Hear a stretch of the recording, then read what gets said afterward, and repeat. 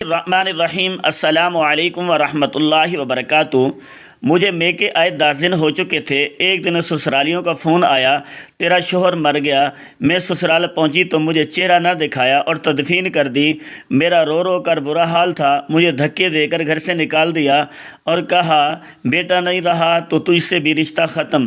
اسی پریشانی میں سڑک پر بیٹھی تھی کہ اچانک گاڑی رکی اور ایک آدمی باہر آیا جسے دیکھتے ہی میرے ہوش اڑ گئے، کیونکہ وہ کوئی اور نہیں بلکہ زندگی کبھی کبھار اتنا خاموش تماچا مارتی ہے کہ آواز نہیں آتی لیکن روح تک ہل کر رہ جاتی ہے۔ مجھے میکے آئے ہوئے آج 10 دن ہو چکے تھے۔ امی کی طبیعت کچھ دنوں سے خراب تھی، اس لیے شوہر نے خود مجھے چھوڑا تھا اور کہا تھا بس 3-4 دن بعد واپس آ جانا، میں تمہیں لینے آ جاؤں گا۔ میں مسکرا کر رہ گئی تھی۔ کون جانتا تھا کہ وہ مسکراہٹ میرے لبوں کی آخری راحت بن جائے گی۔ میری شادی کو 2 سال ہوئے تھے۔ میرے شوہر نبیل کا رویہ سرد مزاج تھا، محبت کا اظہار کم کرتا تھا لیکن عزت دیتا تھا، کبھی مارا نہیں، کبھی چیخا نہیں، بس خاموش سا شخص تھا۔ میں نے محبت کی بجائے خلوص سے اس کے ساتھ نبھانا سیکھ لیا تھا۔ میرے والد فوت ہو چکے تھے۔ امی نے بڑی محنت سے مجھے پالا۔ شادی میری سسرال والوں کی پسند سے ہوئی۔ میں نے کبھی کوئی شکایت نہیں کی، بس ایک خاموش بیوی کی طرح سب کچھ قبول کیا۔ ان دنوں امی کی طبیعت کافی بگڑ گئی تھی۔ میں ان کی تیمارداری میں مصروف رہتی۔ نبیل سے روز فون پر بات بھی ہوتی لیکن پچھلے 2 دنوں سے فون بند جا رہا تھا۔ میں تھوڑی فکر مند ہوئی لیکن سوچا مصروف ہوگا۔ پھر وہ دن آیا، ایک عام سا دن جو میری زندگی کی بنیادیں ہلا گیا۔ دوپہر کے وقت جب میں امی کے لیے دلیا بنا رہی تھی، دروازے پر زور کی دستک ہوئی۔ میری خالہ جو محلے میں رہتی تھی ہانپتی ہوئی اندر آئی۔ ان کے چہرے پر ہوائیاں اڑی ہوئی تھی۔ بیٹا صبر رکھنا، جو خبر میں تمہیں سنانے جا رہی ہوں وہ سن کر تمہارا کلیجہ پھٹ جائے گا۔ خالہ کی بات سن کر میں فوراً بولی خالہ بتائیں کیا بات ہے، آخر ایسا کیا ہوا ہے، میرا دل بیٹھا جا رہا ہے۔ تو خالہ نے ایسا سے کہا نبیل اب اس دنیا میں نہیں رہا۔ یہ سن کر میرے تو حواس ہی گم ہو گئے، میرے ہاتھ سے چمچ گر گیا۔ میں نے بامشکل پوچھا میرے گھر فون آیا ہے تیرے سسرال سے، اسے دل کا دورہ پڑا تھا، اسپتال لے جانے سے پہلے ہی دم توڑ گیا۔ میرے ارد گرد سب کچھ دھندلا گیا، دل جیسے کسی نے مٹھی میں دبوچ لیا ہو۔ میری سانسیں رکنے لگیں۔ میں امی کی چارپائی کے قریب جا بیٹھی۔ میرے آنسو امی کے ہاتھوں پر گرنے لگے۔ امی کچھ سمجھ نہ پائی، صرف میرا سر سہلاتی رہی۔ میری آواز جیسے میرے گلے میں اٹک گئی تھی۔ جب میں میکے سے سسرال پہنچی، ہر قدم جیسے آگ پر رکھا ہوا۔ دروازے پر سفید چادر بندھی ہوئی تھی، لوگ آ جا رہے تھے، چپ چاپ سوگوار ماحول تھا۔ لیکن ایک چیز جو مجھے اندر سے جھنجھوڑ گئی، نہ تو مجھے شوہر کا چہرہ دکھایا گیا، نہ مجھے اس کی آخری دیدار کی اجازت دی گئی۔ میں نے کئی بار التجا کی، صرف ایک بار، بس ایک جھلک۔ میرا حق تھا، میں اس کی بیوی ہوں، حق ہے میرا۔ لیکن ننند نے سرد لہجے میں کہا سب کچھ ہو چکا ہے، تمہیں بلانا بھی ضروری نہیں تھا، لیکن انسانیت کے ناطے خبر دی۔ میری ساس کی آنکھوں میں آنسو تو تھے لیکن ان کی زبان پر زہر چھپا ہوا تھا۔ اب جب میرا بیٹا رہا نہیں تو تیرے ہوئے یا نہ ہونے سے کیا فرق پڑتا ہے؟ مجھے یقین نہیں آ رہا تھا کہ وہ عورت جس کے بیٹے کی میں بیوی تھی ایسے الفاظ کہہ رہی ہے۔ شام ہوتے ہی مجھ پر قیامت ٹوٹ گئی۔ مجھے دھکے دے کر سسرال سے باہر نکال دے گیا۔ تیرا نکاح تو اب ختم ہو چکا ہے، تیرا رشتہ بھی باقی نہیں رہا، تو ہمارے بیٹی کی بیوہ ہے پر ہمارے خاندان کی ذمہ داری نہیں، جاؤ واپس اپنے گھر چلی جاؤ۔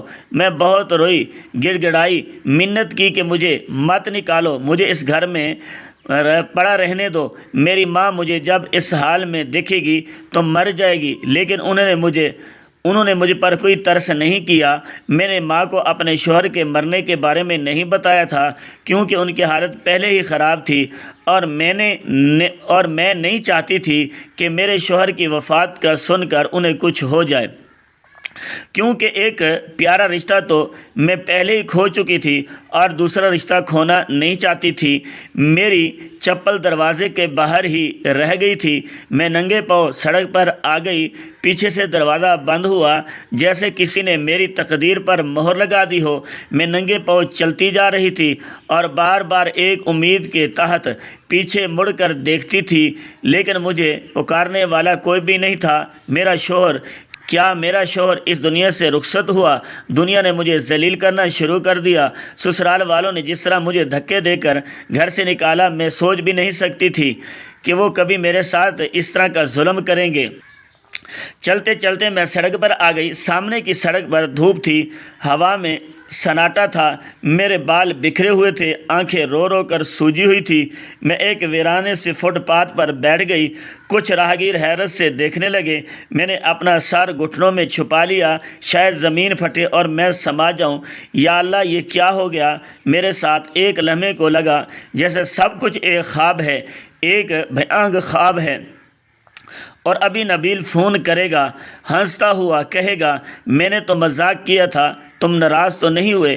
لیکن فون نہیں آیا۔ جیسے ہی میں نے سر اٹھایا، ایک کالے رنگ کی گاڑی میرے سامنے آ کر رکی۔ گاڑی سے ایک آدمی باہر نکلا۔ میرے سانس تھم گئے۔ وہی قد، وہی چال، وہی بال، وہی چہرہ۔ میرے دل نے دھڑکنا چھوڑ دیا۔ میں آنکھیں پھاڑ پڑ کر دیکھ رہی تھی۔ وہ شخص میری طرف نہ دیکھ کر تیزی سے سڑک پار کرنے لگا۔ میں اپنی جگہ سے اچھلی۔ میں بھاگ کر پیچھے گئی، لیکن گاڑی نظروں سے اوجھل ہو چکی تھی۔ کبھی کبھی میں سوچتی ہوں کہ اگر میرے باپ زندہ ہوتے، شاید میری زندگی اتنی خاردار نہ ہوتی۔ میں ان بچیوں میں سے نہیں ہوں جنہیں گڑیوں کا کھیل، جھولوں کی ہنسی یا ماں باپ کی گود نصیب ہوئی ہو۔ میرا بچپن ایک ایسا چیخو بھرا خاموش کمرہ ہے جہاں روشنی کا ایک کونا بھی نہیں۔ میری عمر صرف 7 برس تھی جب میرے ابو ایک ٹریفک حادثے میں چل بسے۔ وہ ایک پرائمری اسکول ٹیچر تھے، بہت محنتی اور شفیق انسان تھے۔ ہر شام وہ مجھے اپنی سائیکل پر اسکول سے لے کر آتے، راستے میں گنگناتے چندا تو میرا سر۔ اب بھی وہ دھن میرے کانوں میں گونجتی ہے، بس فرق یہ ہے کہ اب اس دھن کے ساتھ آنکھوں میں نمی بھی آ جاتی ہے۔ جس دن ابو کی میت گھر لائی گئی، میں کونے میں دبک کر بیٹھ گئی تھی۔ سفید کفن میں لپٹی ابا کی میت اور میری روتی ماں جو ابا کے ساتھ لپٹ کر آنسو بہا رہی تھی، اور میں مجمع میں موجود حیرانی سے اماں کو دیکھ رہی تھی۔ مجھے لگا جیسے میں نے سانس لینا بھول گئی ہوں۔ امی تو جیسے پتھر کی ہو گئی تھی۔ انہوں نے مجھے گود میں نہیں لیا، بس خاموشی سے ابو کا چہرہ دیکھتی رہی۔ اگلے دن قبرستان میں صرف 3 باتیں یاد ہیں: ابو کا بے جان جسم، مٹی کی ڈھیری اور امی کی سسکیاں۔ ابو کی وفات کے بعد امی کے پاس نہ کوئی ذریعہ معاش تھا، نہ کوئی مددگار تھا۔ کچھ مہینے ہم کرائے کے کمرے میں رہے، مگر فاقوں تک نوبت آ گئی۔ جو جمبا پونجی تھی سب خرچ ہو گئی۔ تب ماموں نے کہا، بہن آ جاؤ ہمارے ساتھ، ہم تمہیں اور بچی کو رکھ لیں گے۔ عام حالات ہوتے تو امی کبھی بھی ماموں کے مدد قبول نہ کرتے، لیکن اب ان حالات میں اس سے بہتر اور کوئی حل نہیں تھا۔ امی روتی ہوئی ان کے ساتھ چلی آئی۔ مجھے لگا شاید اب زندگی تھوڑی بہتر ہو جائے گی، لیکن وہ جو کہتے ہیں نا، ہر چھت آسمان نہیں ہوتی۔ ماموں کا گھر میرے لیے چھت تو بنا، مگر وہاں روشنی کبھی نہ آئی۔ ماموں کی بیوی میری مامی مجھے کبھی قبول نہ کر سکی۔ شاید انہیں لگا کہ میں ان کی خوشیوں کا بوجھ بن کر آئی ہوں۔ شروع میں تو وہ صرف مجھے نظر انداز کرتی تھی۔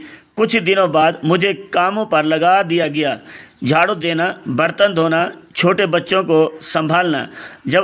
جب اسکول سے آتی تو اسکول بیگ رکھ کر فوراً کچن میں گھس جاتی۔ کبھی کبھی برتن دھوتے دھوتے میرا ہوم ورک رہ جاتا۔ مامی اکثر مجھے باتیں سناتی رہتی، اور اگر کوئی کام خراب ہو جاتا تو بہت برے الفاظ کہتی: ہم پر بوجھ بن کے آ گئے ہیں، اور نخرے دیکھو۔ یہ جملہ میری سماعت میں اس طرح گونجتا تھا تو میرے دل کو چھلنی کر دیتا تھا۔ ابا کے جانے کا غم تو تھا ہی، ماموں کے گھر میں بھی ملازمہ کی حیثیت سے ملنا میرے لیے کسی بڑے صدمے سے کم نہ تھا۔ اماں جب میری حالت دیکھتی تو وہ خود بھی کڑتی رہتی۔ امی بے بس تھی، وہ ماموں کے رحم و کرم پر تھی۔ صرف رات کو جب سب سو جاتے تب مجھے سینے سے لگا کر کہتی، میری گڑیا بس ایک دن ہم اس سبب سے نکل جائیں گے۔ اماں نہ صرف مجھے تسلی دیتی بلکہ خود کو بھی ایک امید دلاتی۔ ان کی آنکھوں میں میرے مستقبل کے حوالے سے ایک خواب پیدا ہوتا، میں اسے دیکھتی اور دل ہی دل میں انشاءاللہ کہتی، کیونکہ میں خود بھی ان حالات سے نکلنا چاہتی تھی اور ایک اچھی اور پرسکون زندگی گزارنا چاہتی تھی۔ میں پڑھنا چاہتی تھی، ابو کی طرح استاد بننا چاہتی تھی، لیکن اسکول جانا بھی میرے لیے جنگ جیتنے جیسا ہوتا تھا۔ روز مامی کا موڈ دیکھنا پڑتا تھا، کبھی کہتی آج اسکول مت جانا، کام ہے گھر میں، تو میں دل میں محسوس کر رہ جاتی۔ جب اسکول جاتی تب بھی اکثر تاخیر سے پہنچتی، میڈم ناراض ہوتی، بچے مذاق اڑاتے، میری یونیفارم اکثر پھٹا ہوتا اور غیر استری شدہ ہوتا، پیروں میں جوتے بھی بند رگے سے ہوتے اور بیگ بھی جگہ جگہ سے ادھرا ہوتا۔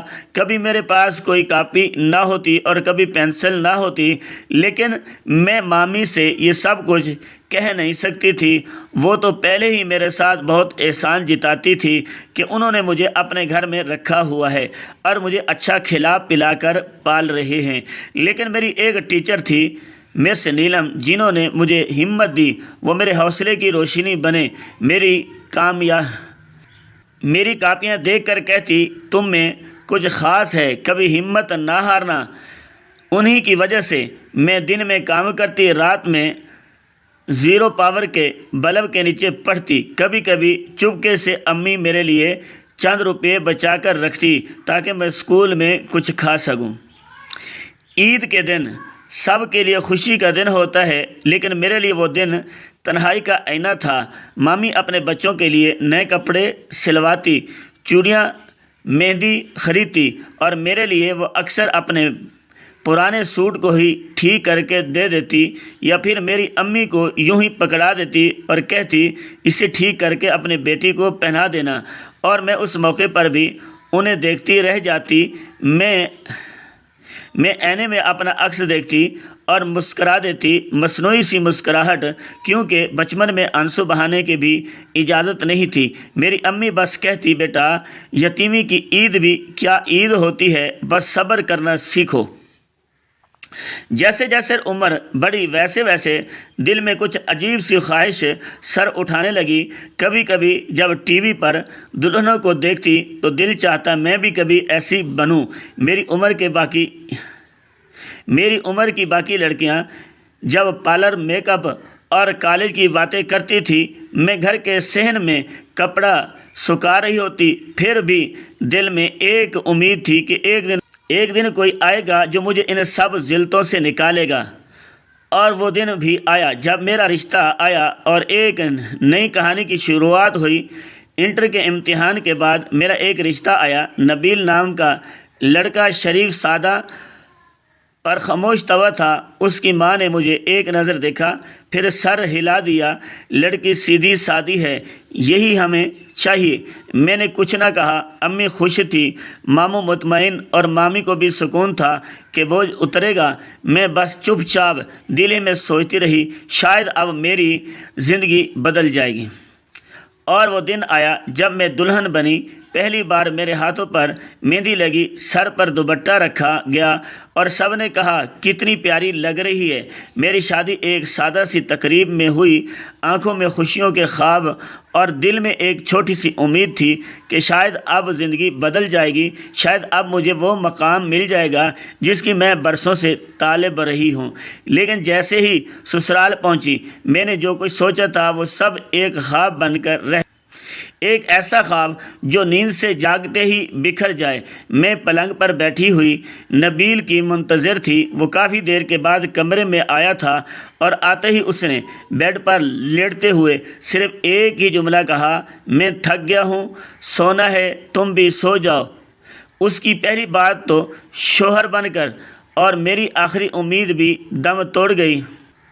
میں کچھ دیر یوں ہی بیٹھی رہی جیسے شاید کہ نبیل مذاق کر رہا ہو۔ ابھی وہ اٹھے گا اور مجھ سے بات کرے گا، میری تعریف کرے گا اور مجھے منہ دکھائے گا، تحفہ دے گا، لیکن ایسا کچھ بھی نہیں ہوا۔ کچھ دیر بعد کمرے میں نبیل کے خراٹے گونج رہے تھے اور میں اپنی حیثیت پر آنسو بہا رہی تھی۔ اگلے دن جب میں صبح جلدی اٹھی، کچن میں قدم رکھا تو ساس پہلے ہی وہاں موجود تھی۔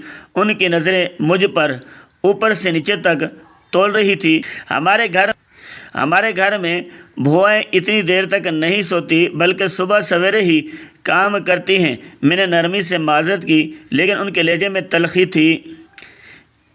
ننندیں میرے آس پاس منڈلائی اور ہنسی مذاق میں طنز تیر چھوڑتے مجھے باتیں سناتی، لیکن میں خاموش رہتی۔ نبیل سے میں نے کبھی شکوہ نہیں کیا۔ میں چاہتی تھی وہ خود سمجھے، خود قریب آئے، لیکن وہ ہمیشہ فاصلے پر رہا۔ نہ کبھی شام کی چائے میرے ساتھ پی، نہ کبھی پوچھا دن کیسا گزرا۔ میں رات کو اس کے لیے کھانے میں وہ سب کچھ بناتی جو اسے پسند تھا، پر وہ صرف 2 نوالے کھاتا اور کہتا بہت تھکا ہوا ہوں، اب زیادہ دیر بیٹھ نہیں سکتا۔ میں کھانے کی میز پر اس کی خالی کرسی کو تکتی رہتی۔ پھر دن ہفتے بنے، ہفتے مہینے، اور وہی خالی پن میرے اندر گھر کر گیا۔ ساس کو جیسے میرے وجود سے ہی چڑ ہو گئی تھی۔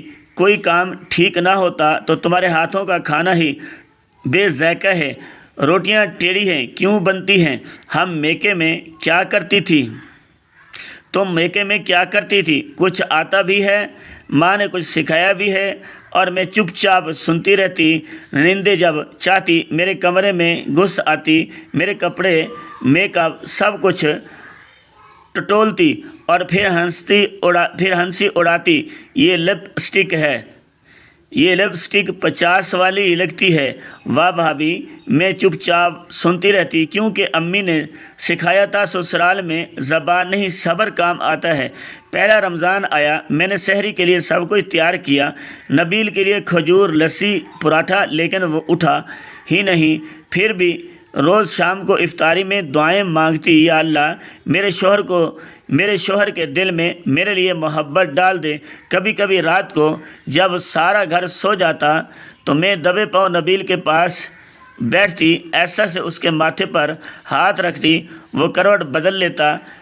میں وہ بیوی بن گئی تھی جو صرف ایک کونے میں سانس لیتی تھی بغیر آواز کے۔ ایک دن وہ لمحہ جو دل میں کانٹا بن گیا۔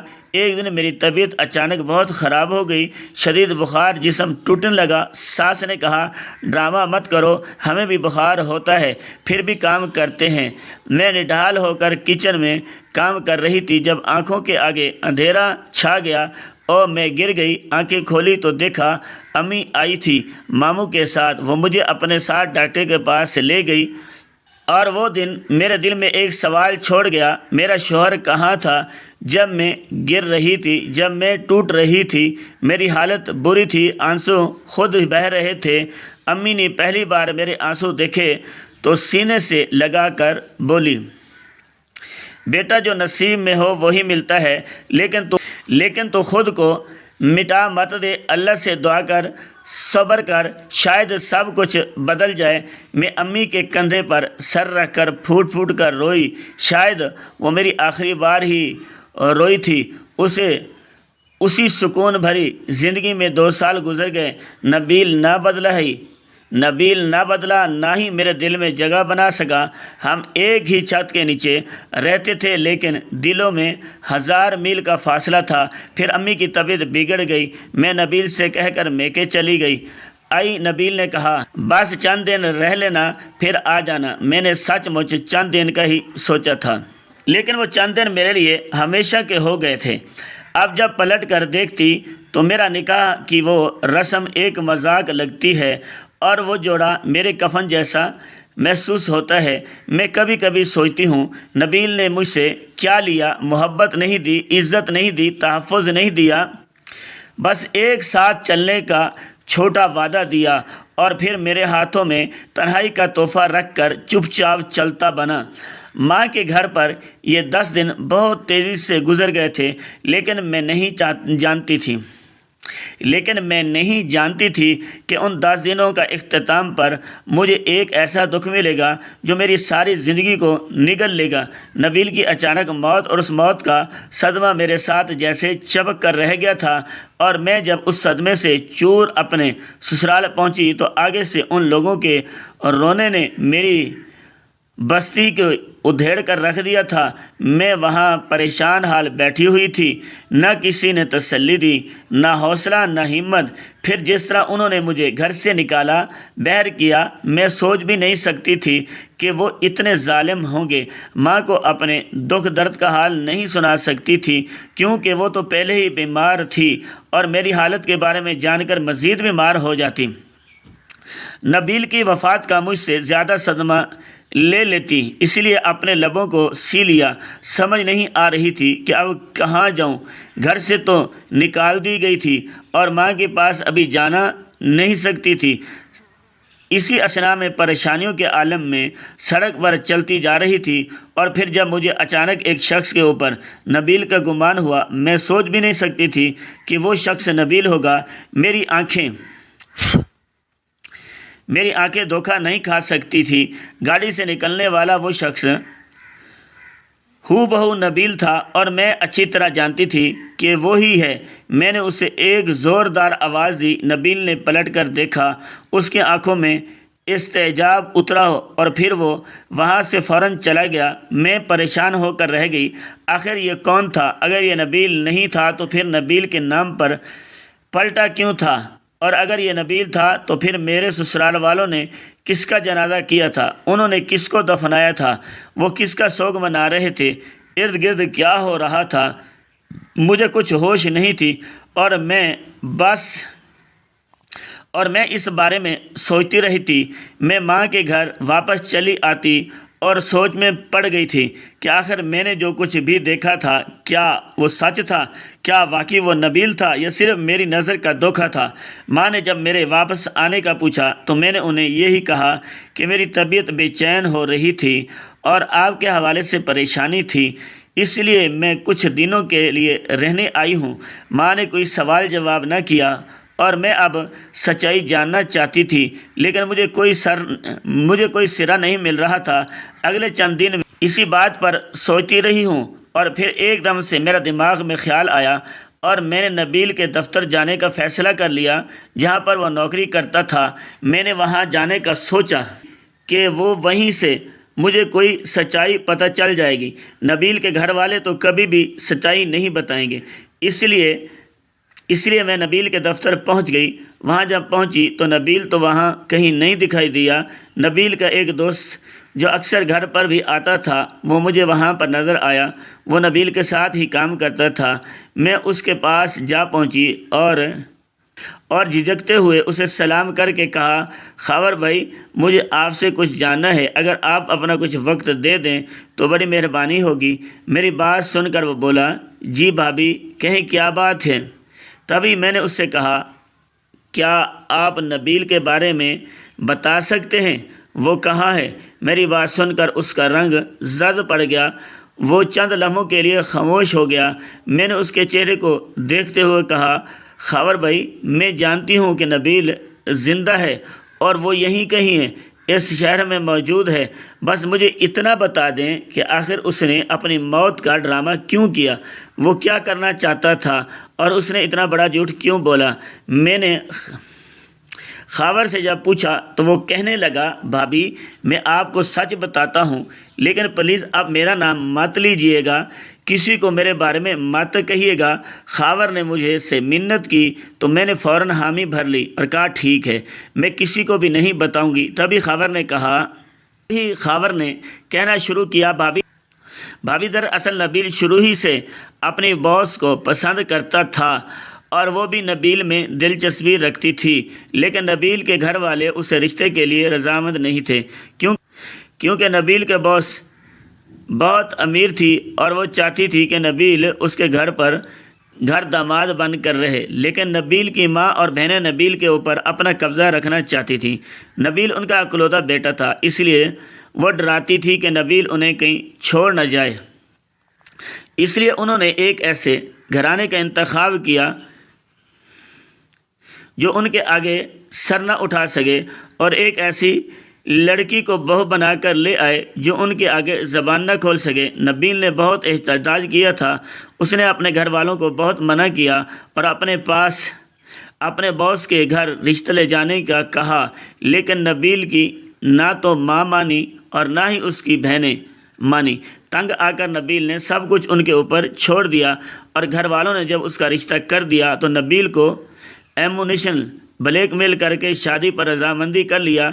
نبیل اپنی ماں کی وجہ سے مجبور ہو گیا اور آپ کو بیاہ کر لے آیا،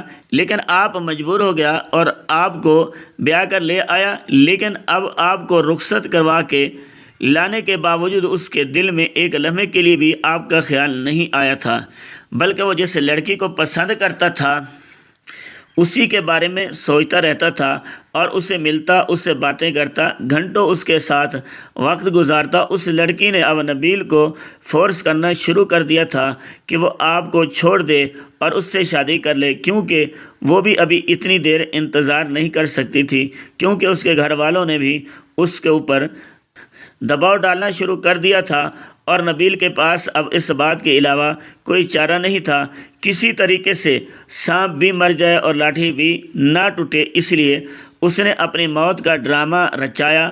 اس طرح اس کو دوہرا فائدہ ہوا، ایک تو وہ آپ سے بھی نجات پا گیا اور دوسرا اپنے گھر والوں کی نظر میں بھی وہ مر گیا۔ اس نے یہی سوچا تھا کہ وہ شادی کر لے گا اور کچھ عرصے کے بعد جا کے اپنی ماں کو ساری سچائی بتا دے گا۔ اس نے مردہ خانے سے ایک میت لی اور اسے اپنی جگہ گھر بھجوا دیا۔ سب کو پتہ تھا کہ نبیل کا ایک ایکسیڈنٹ میں انتقال ہوا ہے اور اس کا چہرہ ناقابل شناخت ہے، اسی وجہ سے کسی نے کوئی سوال نہیں اٹھایا اور لوگوں کو یہی لگا کہ نبیل مر گیا، لیکن در حقیقت نبیل تو اب اس لڑکی کے ساتھ عیش کر رہا تھا، اور آج کل وہ دونوں دبئی گئے ہوئے ہیں اور اپنا ہنی مون منا رہے ہیں۔ خاوند نے جب یہ ساری باتیں بتائی تو میرے ارد گرد جیسے دھماکے ہونے لگے۔ مجھے یقین نہیں آ رہا تھا کہ نبیل اتنی بڑی گیم کھیلے گا، اتنے بڑے سازش رچائے گا۔ میں سوچ بھی نہیں سکتی تھی کہ نبیل اتنا گھٹیا نکلے گا۔ اگر اسے واقعی ہی وہ لڑکی پسند تھی تو اپنی ماں کے آگے احتجاج کرتا، اپنی ماں کو کسی بھی طریقے سے مناتا، لیکن وہ الٹا ماں کے ہاتھوں مجبور ہو کے میری زندگی برباد کر گیا۔ میں جب وہاں دفتر سے نکلی تو میرے وجود کے پرخچے اڑ چکے تھے۔ میں سوچ بھی نہیں سکتی تھی کہ نبیل میرے ساتھ اتنا بڑا اور گھنونا کھیل کھیلے گا۔ واپس لوٹنے تک میرے دل میں نبیل کے لیے شدید نفرت بیدار ہو چکی تھی، اور میں اب اپنے لیے صرف انصاف چاہتی تھی۔ اس طرح 2 سال گزر گئے۔ ماں مجھے واپس جانے کا پوچھتی تو میں اس کی طرف خالی خالی نظروں سے دیکھتی رہ جاتی۔ کیا بتاتی کہ نبیل نے میرے ساتھ کیا مذاق کیا ہے۔ 2 سال کے بعد آج اچانک جب دروازہ پر ہلکی سی دستک ہوئی تو میں مرے قدم اٹھاتی ہوئی دروازے کی طرف بڑھی، کیونکہ یہاں پر تو کوئی آتا بھی نہیں تھا۔ انجانی سی دستخط کس کی تھی؟ دروازے پر پہنچ کر میں نے بے اختیار بغیر پوچھے دروازہ کھول دیا تو دوسری طرف نبیل کو دیکھ کر میرے قدموں تلے سے زمین نکل گئی۔ آپ یہاں؟ میں نے ایسے سے کہا تو وہ بولا، ہاں میں تم سے معافی مانگنے آیا ہوں۔ میں نے تمہارا ساتھ بہت غلط کیا، تمہارے ساتھ رہتے ہوئے میں نے تمہارے حقوق نہیں دیے، اور جو کچھ میں تمہارے ساتھ کرتا رہا مجھے اب اس کے اوپر بہت افسوس ہے۔ تقدیر نے اس سے بھی برا میرے ساتھ کیا ہے اور مجھے تمہاری تکلیف کا اچھا سا اندازہ ہو گیا ہے۔ نبیل کے منہ سے یہ سن کر میں نے استہزائیہ انداز میں اس سے کہا، جب خود پر مصیبت پڑی تو میں یاد آ گئی، آخر تم ہوتے کون ہو؟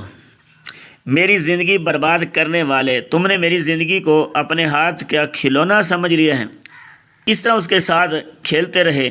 میں نے بڑے افسوس سے جب یہ کہا تو وہ بولا، اس بات کی مجھے تقدیر نے بہت سزا دی ہے، میں اب شرمسار ہوں، میں تمہیں لینے کے لیے آیا ہوں، تم میرے ساتھ چلو۔ لیکن میں نے انکار کر دیا، کہا اب میں تمہارے ساتھ نہیں رہنا چاہتی، میں تمہارا ہاتھ کا کوئی کھلونا نہیں، جب چاہو تم بہلانے کے لیے کھیلنے لگتے ہو اور جب دل چاہتا ہے پھینک جاتے ہو۔ تم جاؤ یہاں سے، میں تمہیں کبھی معاف نہیں کروں گی اور نہ ہی کبھی تمہارے ساتھ جاؤں گی۔ یہ کہہ کر میں نے دروازہ بند کر دیا۔ میں دروازے کے ساتھ لگ کر کھڑی ہو گئی، 2 آنسو میری آنکھ سے بھی بہہ نکلے۔ اس دن کا میں نے بہت عرصے سے انتظار کیا تھا۔ نبیل کی آنکھوں میں پچھتاوا تھا اور چہرے پر شرمندگی تھی، لیکن فائدہ جب اس نے تب میری قدر نہیں کی تھی تو میں اس کے ساتھ کیوں جاتی۔ میں نے خود کو مضبوط کیا اور اماں کی طرف بڑھی جو مجھے آوازیں دے رہی تھی۔ میں نے زندگی کو آگے بڑھانے کا فیصلہ کر لیا تھا۔ میں نے سوچ لیا تھا کہ نبیل سے خلا کر کے اپنی زندگی کو اب ایک نئے انداز میں جیوں گی اور ماضی کی تلخیوں کو بھلا کر ایک نئی شروعات کروں گی۔